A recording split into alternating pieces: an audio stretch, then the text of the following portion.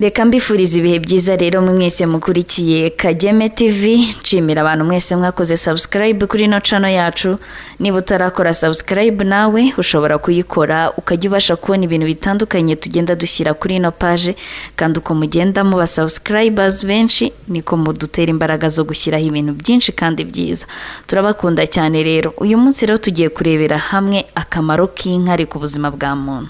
Ese mwari muzi ko inkari ari umuti? Ese kuzikaraba byaba bifasha iki? Abazinywa se bo zaba zibamarira iki? Ibyo byose turimo twibaza rero uyu munsi nagerageje gushaka igisubizo cyabyo. Ubundi umuntu muzima utarwaye unywa amazi nk'uko bisabwa anyara inkari zitagira ibara. Ni ukuvuga inkari zisa nk'amazi cyangwa se akanyara inkari zijimyemo gake. 95% by'izo nkari aba ari amazi. Naho 5% bisigaye ni imyanda irimo proteine n'ibindi binyabutabire bitandukanye bya nitrogene, calcium ndetse na potassium. Ibi binyabutabire rero bikoreshwa mu buvuzi butandukanye kubera ko birimo bimwe mu bigize imiti imwe n'imwe nka irecoline na irease.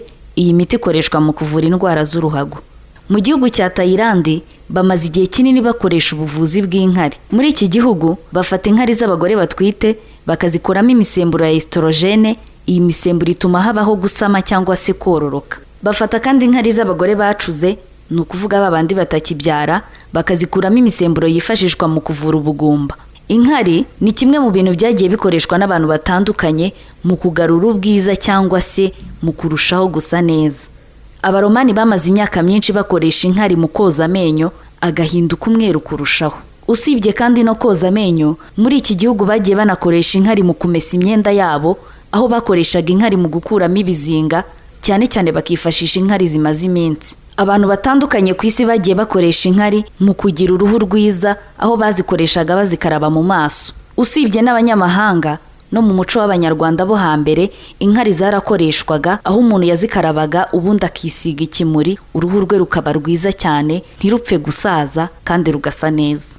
Umwanditsi witwa Marita Christie yasohoye igitabo yise Your Own Perfect Medicine. Muri iki gitabo avuga ko gukaraba inkari bivura ibiheri byo mu maso. Gukaraba inkari rero ni bumwe mu buryo wakoresha igihe ushaka kugira uruhu rwiza, kuko zifasha mu gukuraho ibiheri byo mu maso no kurambura uruhu ku buryo rudasaza vuba ngo usange rwarakanyaraye cyangwa se harajeho iminkanyari. Muri iki gitabo Marita Christie yanditse cyitwa Your Own Perfect Medicine, bavuga kandi ko kunywa inkari ari umuti w'ingenzi cyane ufasha mu kwisubiza itoto no kurwanya ubusaza.